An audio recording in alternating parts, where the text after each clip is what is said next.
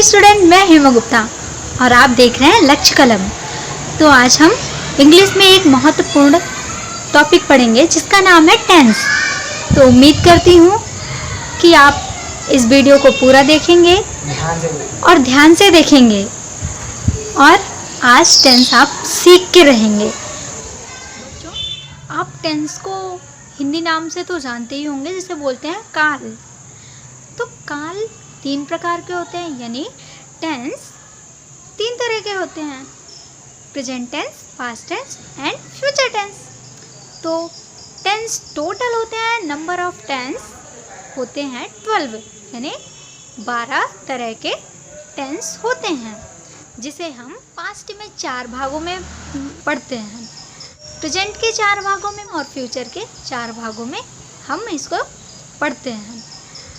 तो प्रेजेंट का पहला टेंस प्रेजेंट इंडेफिनिट टेंस, जिसे हम सिंपल प्रेजेंट टेंस के नाम से भी जानते हैं।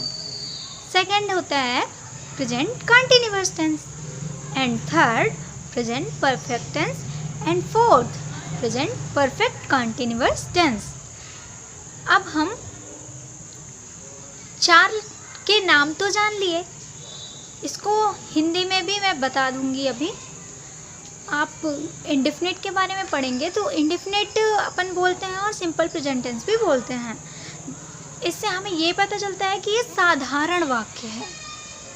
मतलब जैसे राम खाना खाता है, तो हम टेंस में जब स्टार्टिंग में बेस पढ़ते हैं तो हमें ये ध्यान रखना होता है कि वाक्य के अंत में क्या चीज़ें आ रही हैं।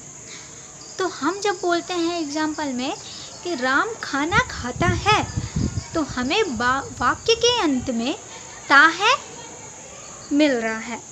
इसी तरह से ती है, ते हैं, ता हूँ और भी चीज़ें मिल सकती हैं। तो प्रेजेंट टेंस की विशेषता तो यही है, सबसे पहले वाक्य में है ढूंढो। यदि है वाक्य के अंत में तो आप जान जाएंगे ये प्रेजेंट टेंस है।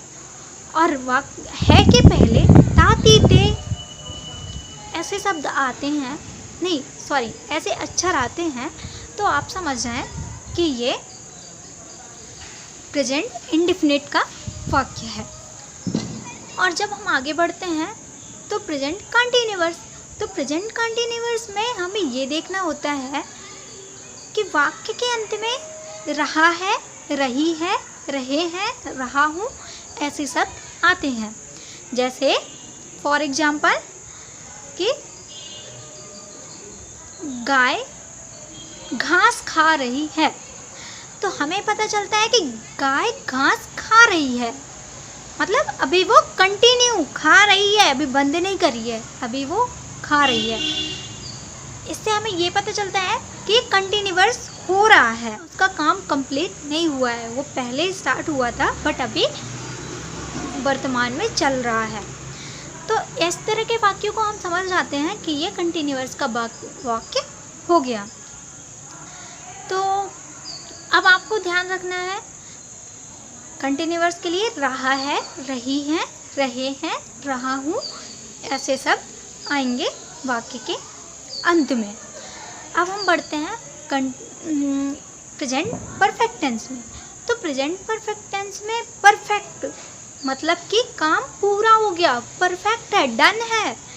तो आपको जो वाक्य का अंत होगा कुछ इस टाइप से होगा। फॉर एग्जाम्पल सुनिएगा कि सीता कपड़े धो चुकी है, मतलब सीता के द्वारा ये काम पूरा कर लिया गया है। इसे हम बोलते हैं प्रेजेंट परफेक्ट टेंस। इसके अलावा कि राम रीवा गया है, मतलब राम रीवा जा चुका है, गया है मतलब वो चला गया है, पहले ही चला गया है। तो आपको समझ जाना है कि ये काम पूरा होने का संकेत दे रहा है। इस वजह से हमें पता चलता है कि ये कंटिन्यूअस नहीं है, यानी पूरा हो चुका है तो परफेक्ट है। डन होने के बाद काम ये हो जाता है प्रेजेंट परफेक्ट टेंस का वाक्य।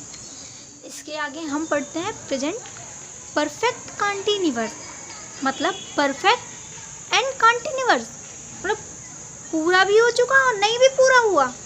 इसको हम हिंदी में बोल सकते हैं पूर्ण अपूर्ण काल।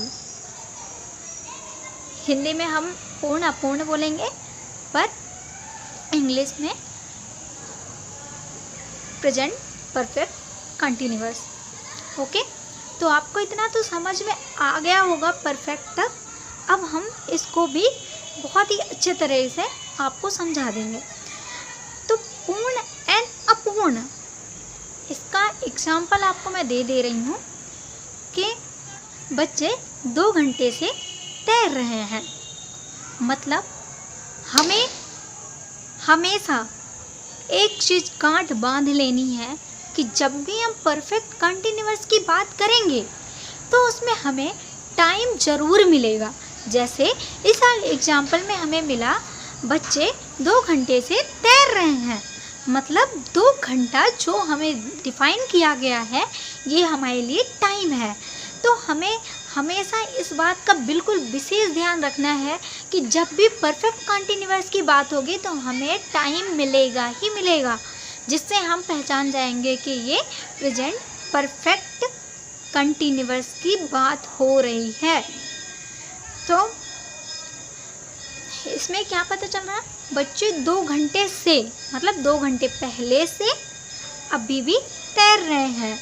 तो ये कंटीन्यूअस काम हो रहा है। कब तक होगा हमें ये नहीं पता, पर कब से शुरू हुआ था वो हमें पता है। तो ये होता है पूर्ण अपूर्ण वर्तमान काल, इंग्लिश में परफेक्ट कंटीन्यूअस टेंस। तो आपने इसको बहुत अच्छे से समझ लिया होगा इन एग्जाम्पलों के माध्यम से कि हम कैसे इन चारों टेंस को पहचान सकते हैं। अब रही बात इसको इंग्लिश में कैसे ट्रांसलेट करेंगे, तो ये भी हम आपको अच्छी तरीके से समझा दे रहे हैं। बच्चों, अब हम प्रेजेंट इंडेफिनिट के हिंदी वाक्यों को इंग्लिश में ट्रांसलेट करना सीखेंगे। तो सबसे पहले हम समझ लेते हैं कि सब्जेक्ट क्या होता है। तो सब्जेक्ट 2 तरह के होते हैं, plural number and singular number. तो प्लूरल नंबर में 2 तरह के सब्जेक्ट मिलेंगे अपन को, first person and second person. First person example I and second person का जो एग्जाम्पल है यू वी दे, या फिर कोई प्लूरल नंबर हो सकता है। एंड सिंगुलर नंबर में थर्ड पर्सन होते हैं, एग्जाम्पल ही सी इट, या कोई भी नाम हो सकता है या कोई भी सिंगुलर नंबर होगा। तो अब हम प्रेजेंट इंडेफिनिट के फॉर्मूले को जान लेते हैं। तो प्रेजेंट इंडेफिनिट का फॉर्मूला होता है सब्जेक्ट प्लस वर्ब। वर्ब में एस या ईएस जोड़ना है जिससे हम वर्ब को प्लूरल बना सकें, प्लस ऑब्जेक्ट प्लस ईटीसी। तो इसमें ध्यान देने वाली बात यह है कि जब हमारा कर्ता यानी सब्जेक्ट सिंगुलर नंबर होगा तो हम वर्ब को प्लूरल कर देंगे। यदि हमारा सब्जेक्ट प्लूरल नंबर होगा तो हम वर्ब को सिंगुलर ही रखेंगे। तो आपको हम ये बता दें कि सब्जेक्ट का मतलब होता है कर्ता, वर्ब का मतलब होता है क्रिया, ऑब्जेक्ट का मतलब होता है कर्म, और ईटीसी यानी इत्यादि। तो अब हम देखते हैं इसका एग्जाम्पल, सीता फूल तोड़ती है। तो सीता हो गई सब्जेक्ट, फूल हो गया ऑब्जेक्ट, तोड़ना हो गया क्रिया, और है हेल्पिंग वर्ब हो गई। तो अब हम इसको ट्रांसलेट करेंगे। सब्जेक्ट सीता, सीता की स्पेलिंग बना लेते हैं। इसके बाद हम वर्ब, वर्ब यानी यहाँ पे है तोड़ना। तो तोड़ना को हम इंग्लिश में बोलते हैं प्लक। तो प्लक लिखेंगे और हम ध्यान दे रहे हैं यहाँ पे कि सीता सिंगुलर है, तो हम प्लग को प्लक्स कर देंगे क्योंकि हमें वर्ब को प्लूरल रखना है।